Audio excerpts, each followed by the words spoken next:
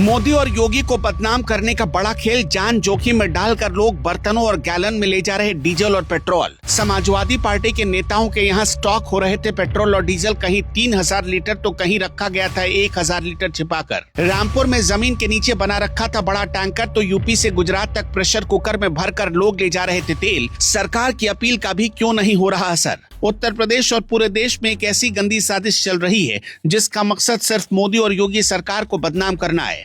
एक तरफ कुछ खास पार्टियों के लोग अपने घरों में हजारों लीटर डीजल और पेट्रोल छिपा कर बैठे हैं और दूसरी तरफ बाहर आकर ये चिल्ला रहे हैं कि देश में तेल की किल्लत है। ये वो लोग हैं जो उत्तर प्रदेश को अस्थिर करना चाहते हैं ताकि योगी सरकार पर सवाल उठाए जा सके।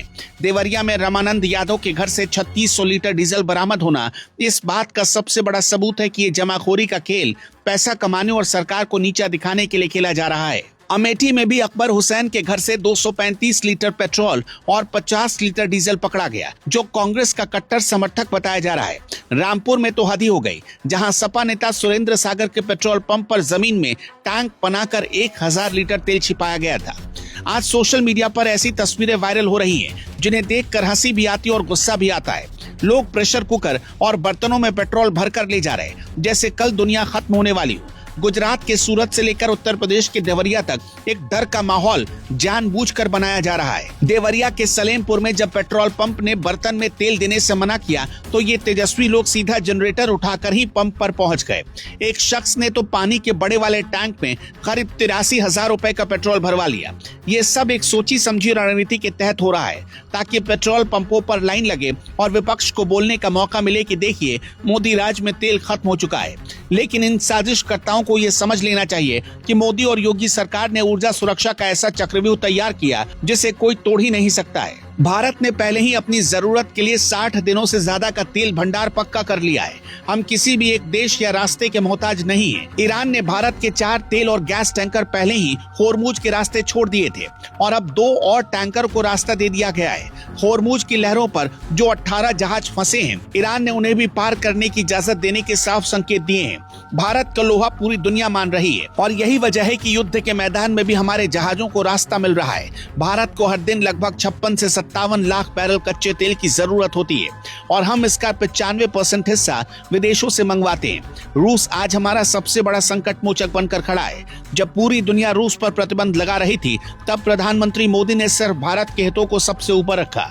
आज हम रूस से हर दिन 19 से 20 लाख बैरल तेल खरीद रहे हैं, जो हमारे कुल आयात का 40% हिस्सा है। मार्च 2026 में रूस से तेल की आवक ने सारे पुराने रिकॉर्ड तोड़ दिए। यहाँ तक कि ट्रंप प्रशासन ने भी भारत के इस स्टैंड पर मुहर लगाते हुए रूसी तेल की खरीद पर 30 दिनों की छूट दे दी। हम सिर्फ रूसी नहीं बल्कि इराक, सऊदी अरब और अमेरिका समेत 41 से ज्यादा देशों से तेल मंगवा रहे हैं। गैस की जरूरतों को लेकर जो लोग अफवाह फैला रहे हैं वो भी कान खोल कर सुन ले कि भारत को रोजाना 190 से 195 million metric standard cubic metre gas चाहिए होती है और हमारी रिफाइनरियां 100% से ज्यादा क्षमता पर काम कर रही हैं। सरकार ने घरेलू रिफाइनरियों का एलपीजी उत्पादन 40% तक बढ़ा दिया है। रोजाना 50,000 मीट्रिक टन गैस का उत्पादन हो रहा है और 8 लाख मीट्रिक टन एलपीजी वाले जहाज समंदर के रास्ते भारत आ रहे हैं। रोजाना 50 लाख से ज्यादा गैस सिलेंडरों की डिलीवरी घर तक पहुंचाई जा रही है। सरकार का पीएनजी यानी पाइप वाली गैस को बढ़ावा देना, इस पर भी फोकस है। जो लोग घर में टैंकर छिपाकर बाहर किल्लत का रोना रो रहे हैं, उनके खिलाफ योगी सरकार का एक्शन अब शुरू हो चुका है। रामपुर में डीएम ने साफ कर दिया कि पेट्रोल पंपों पर गड़बड़ी करने वालों को बख्शा नहीं जाएगा।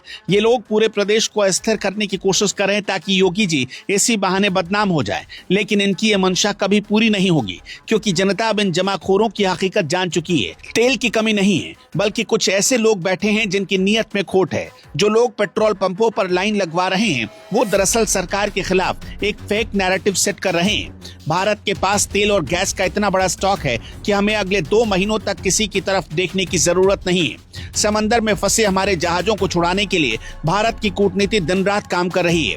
जयशंकर ने पहले ही साफ कर दिया था कि हम दूसरे देशों की तरह दलाल बनकर सौदेबाजी नहीं करते बल्कि अपने नागरिकों की सुरक्षा सुनिश्चित करते हैं। रूस से लेकर अमेरिका तक आज भारत की बात सुनी जा रही है। ये लोग जो सोच रहे हैं कि तेल की किल्लत पैदा करके वो देश में आग लगा देंगे, उन्हें पता होना चाहिए कि ये 2026 का भारत है। यहाँ साजिश करने वालों का अंजाम जेल की काल कोठरी ही होता है और वो भी उत्तर प्रदेश में तो खास तौर पर। अंत में अफवाह फैलाने वालों और जमाखोरों को एक ही मैसेज हम देना चाहते हैं कि अपनी चालाकी बंद कर दो। मोदी और योगी सरकार की सतर्कता ने आपके हर प्लान पर पानी फेर दिया है। देश में पेट्रोल, डीजल और गैस की कोई कमी नहीं है। जो भी किल्लत दिख रही है वो इन पार्टी विशेष के लोगों के द्वारा पैदा की जा रही बनावटी समस्या है। भारत अपनी ऊर्जा सुरक्षा के मामले में पूरी तरह आत्मनिर्भर है और किसी भी वैश्विक संकट से निपटने के लिए तैयार है। अब हम जनता से ये अपील करना चाहते हैं कि वो इन अफवाहों पर ध्यान न दे और इन जमाखोरों को पहचाने जो आपके डर का फायदा उठाकर अपनी जेब भर रहे हैं। दर्शकों, आपका क्या मानना है? हमें कमेंट में जरूर बताइएगा।